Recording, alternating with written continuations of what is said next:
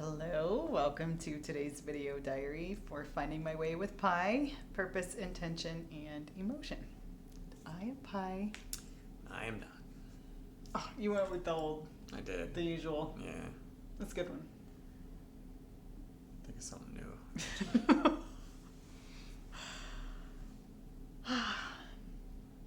You got anything? I am void of emotion. The yin and the yang. You wish. No, the yin and yang is not void of emotion. You have all of the emotion and I have none of it. Oh, you mean we are. I As see. a couple, balance. Like each individual is yin and yang. We all have light and dark. You saying you only have dark? Yes, actually. And what they based Darth Vader on in the Star Wars movies. You're the Dark Father. Okay. This is starting off good. Yeah. Okay, so I was thinking about this a little bit. And we had a really good conversation at like midnight driving home from down south last Friday. I'm just wondering if, and probably not because we've been sleep deprived the last couple of days. Got home late Friday. Saturday was busy getting Scar ready for her trip to Belize. I got up at 3 a.m. with Scarlett to get her to the airport, and then I still feel like I'm recovering. Like I got great sleep last night, but I'm exhausted. So saying that, just as recognition that you may not have had any further thoughts about this because we've been pretty tired, but I am just curious if it's been in the back of your mind a little and what you have discovered. I don't know if I've gotten any further down the road than where I was at. You know, I've been working on that for a while. I know, not really, but maybe not even for lack of thinking about it, just nothing outside of just kind of uncovering it or... Yeah.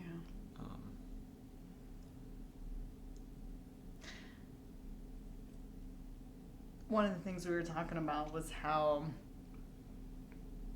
like you will use certain phrases when you describe yourself. And I think we all do this. I say, as a very goofy example, I often say, like, I am not a techie person. I am that can you give me an easy button person, and I can tell you what I want and how I expect it to work because I can think about that part of it. But being the person that goes and builds it or having, the patience with the technical aspect of things is not me. So I have labeled myself, if you will. Doesn't mean I can't do it. I just really don't enjoy it that much. And it takes a much larger effort for me to be able to do those things. Would you say that that's kind of similar to how you label yourself? Like, I think the phrase that you used was, I am not a world traveler, or I'm not a traveler, or something like that. And I know it's exhausting for you to travel, or at least in the past. It has been. Would you say something similar? I think I said a lot of things on Saturday or Friday night. You did. A lot of labels. Yeah, you did. And I think a lot of people do. I don't think that's abnormal, right? I think we It's all not. have many labels for ourselves in the way that we perceive ourselves. Yep. Yeah, one of them was such that I don't enjoy the aspect of traveling. It's not that I don't or dislike seeing new places and things like that. I don't like the process of getting there. I find it terribly frustrating and cumbersome, and I didn't do much as a kid, so it's not really something that sparks me anyway. I find a lot of joy just in the everyday. Well, usually, not so much lately, but when I get to a place, to see something is not a bad thing, or anything like that. But yeah, I'm just not generally inclined to want to travel. It's not something that excites me. But yeah, I did label myself as such, and talking about how you phrase it, and I've always been, I guess part of the hang up too is like how you look at yourself and what you may say about yourself, right, is defining. But also part of it in the sense too is like I still don't. How do you? I guess where sometimes I get hung up is like I still don't like the aspect of traveling, right? But maybe I'm not the thing exactly that I typically say, right? But how do you still say the thing that you feel like you are? Like if I'm not saying I don't really like to travel, then my family's like, oh, Dad loves to travel. No. Dad doesn't love to travel. Don't get that crazy idea in your heads. You know what I mean? It's like you don't get carte blanche to be like, oh yeah, Dad loves the thing just because he didn't say he hates it. No. So you're still trying to defend my, like, no, I still don't like it. Don't be making travel plans all the time. Right. Well, and I think you get to play with that, but I do think it's interesting, right? This really dovetails a lot with what the topic I'm learning about in my program this week is called mind-body integration. And it has to do with attitudes and behaviors and the interplay between the two. And oftentimes attitudes are like the thoughts you have about yourself or others or something really feed into your behaviors. So an example is I'm not a traveler, I strongly dislike traveling, really feeds into a lot of resistance anytime there's an opportunity to travel. And it doesn't necessarily mean that you don't want to go do that thing that there's an opportunity to do. But now you're also grappling a lot with a whole bunch of negative attitude and negative emotion about the thing. And also, if there's any type of introduction into there may be more travel in the future for whatever reason. Let's say I write a book and we go on a book tour to promote it. And, like the question I posed to you, well, would you come for the opening, whatever? And so it just, I don't know, it's like, oh, then you're up against this barrier of like, I'm not a traveler, didn't want to do this, I'm not going to be able to do this with my wife. You know what I mean? Like I'm not going to be what she needs. And it just is this downward, and it impacts behaviors as well. The other thing is with attitudes and behaviors that behaviors also affect attitudes.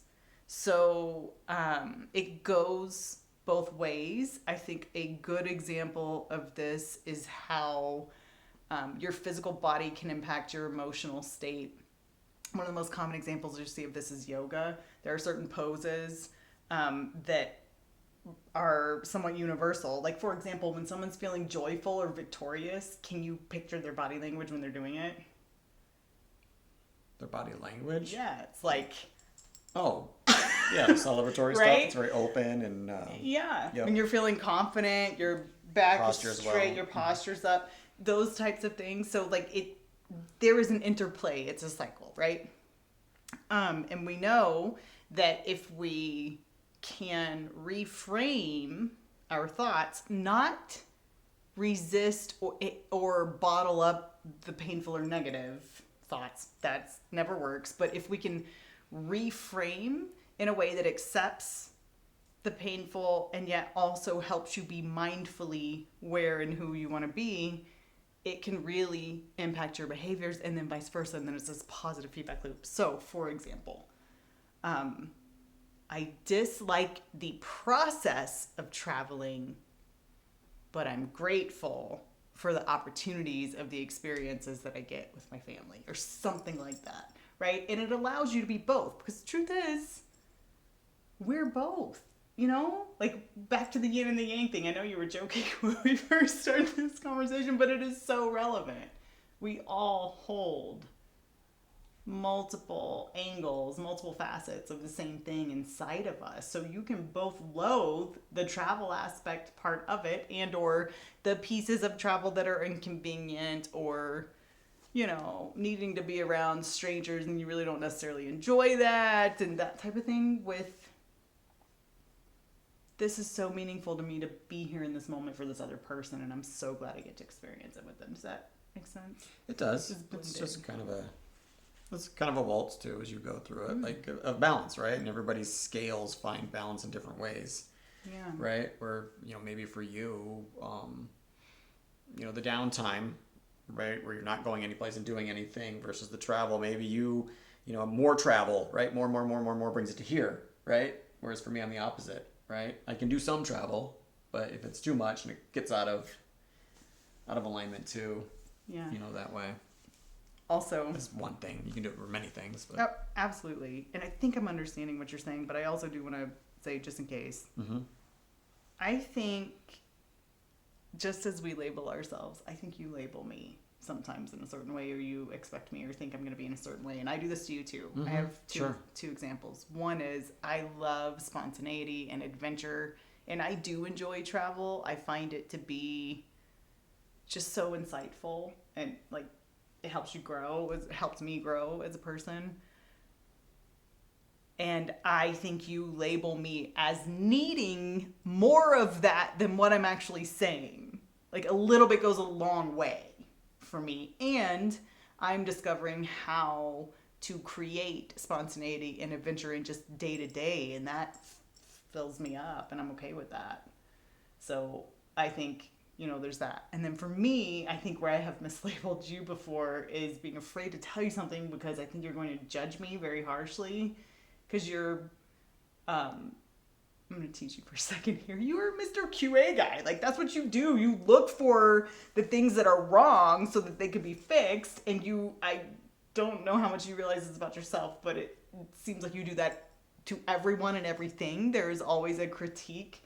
And it's not necessarily, I don't know, sometimes it's funny. Sometimes it's like, that's the thing you're going to spend your energy on from my perspective. And sometimes it's kind of like, I don't know, it's not unkind. It's just like clinical. I don't know how to describe it, Yeah, no, it's fair. But yeah, to blanketly apply it to everything that you might approach me with. Yeah, I mean, I get why you do it, but also, yeah, because I don't always have that reaction either. No. It's like, oh, But, I understand where it comes from. yeah. So yeah, I get that. Not always fair or valid, but Yeah. just like yes, you have your things and all of that, but I can't say that's true for everything. Well, I think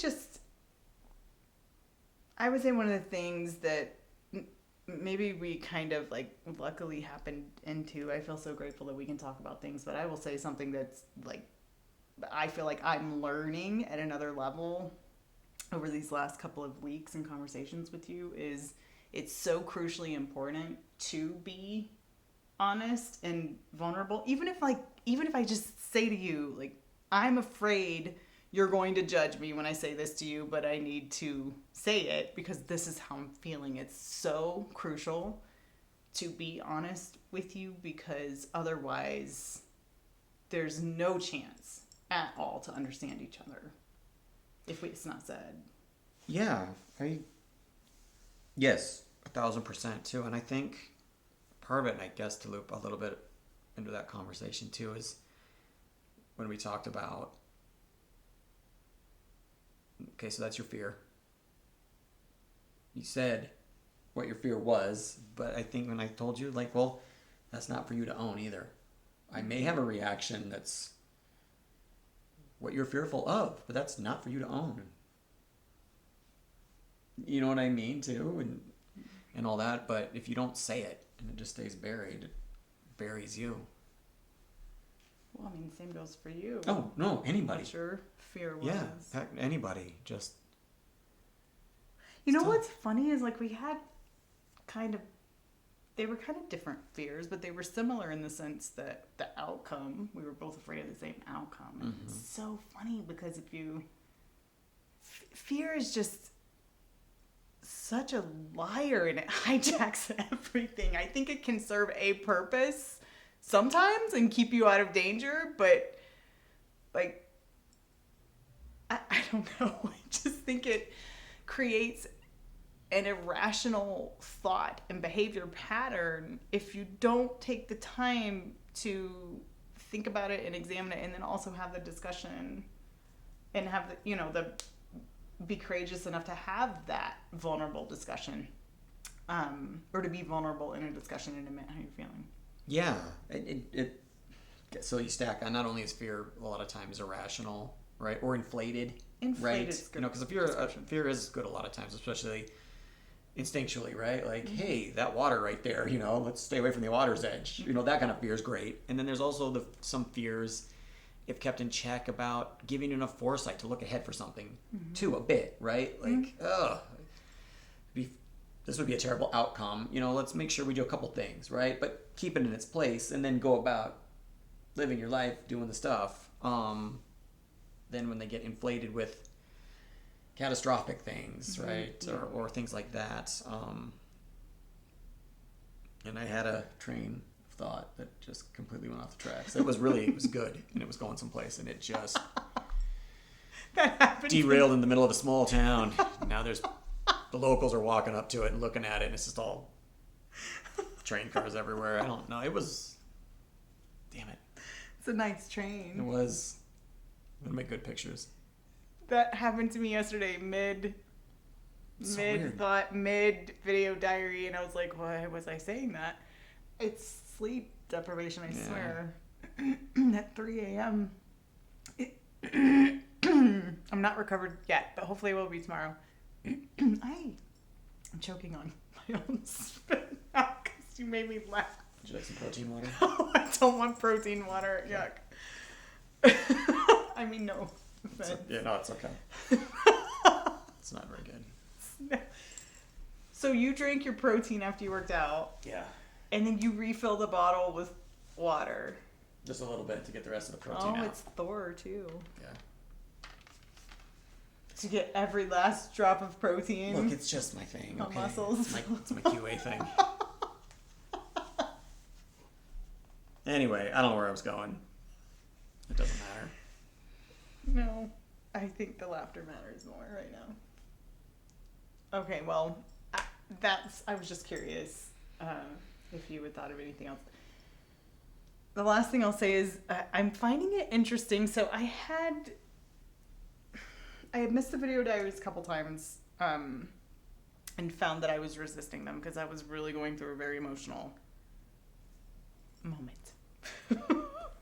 Couple weeks. It felt emotionally intense, but it felt like I passed through that and was on the other side, and also had started experimenting with some different types of exercise, like interval exercising, and I have found that is so incredibly useful for me, even just the interval walking.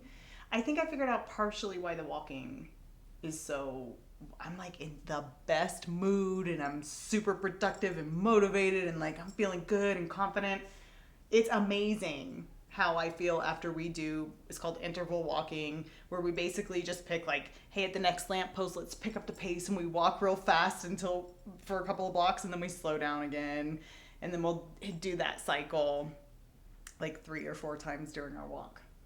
When I walk at a higher speed, I stand up taller. Mm-hmm. My core is engaged, so it's like strength. Mm-hmm. My head is held higher. I'm walking like with more purpose and, dare I say, determination to keep the pace up for the length of whatever, the next lamppost. And that body language, I think, is feeding me. Remember how we were talking about attitudes and behaviors, how they feed each other? Well, that is a motion. It's movement with a particular posture and a movement and a body language that is aligned with the emotion that I'm having, which is determination to keep up my pace for that amount of time. And when the attitude and the behavior are aligned, it creates that synergy. Something about it is just more impactful in your body, in like your physiology for how you're embodying that emotion and whatever. So, yeah. Yay, you get to do cardio walking with me. That's how I spent my entire childhood walking. My friends were so tall. I was short. You were doing interval walking your entire Every time I walked with my friends, that was how I was walking. Speed and purpose and very fast. Yeah. I know that posture well. Well, I'm just really curious if you notice anything. I know you're in a very different, like, mental state with where you are with your particular journey right now, and I understand that, but I am curious if you notice. Not yet. It's not Yeah.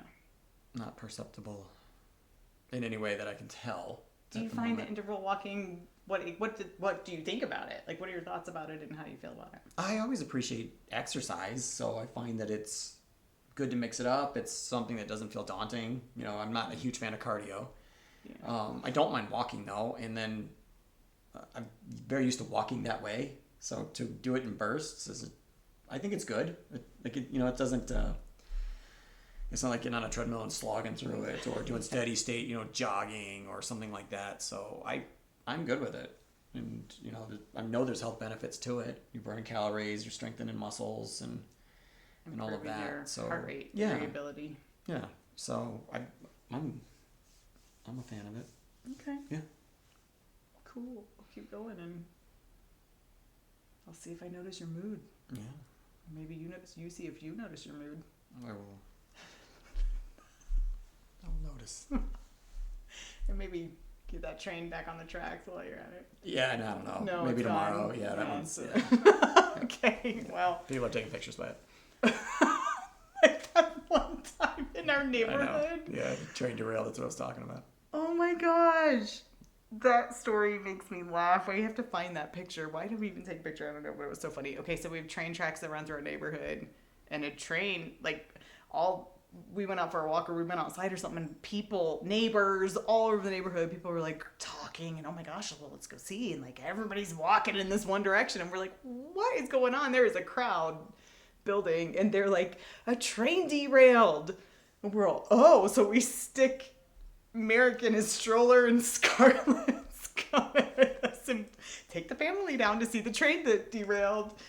And then we took a picture in front of it, and like everybody's smiling. It was the weirdest thing. Nobody was hurt. It was not low speed, no property not damage. a passenger train. It had like grain or something in it, but sand maybe even. Uranium, Stop it. something like that. It was. Nobody. Yeah. No. Anyway. So yeah. So smile in front of the derailed train and have fun. Yay. Thanks for being with us on this journey. We are so glad that you're here, and we hope our ramblings help you too. See you tomorrow. Bye.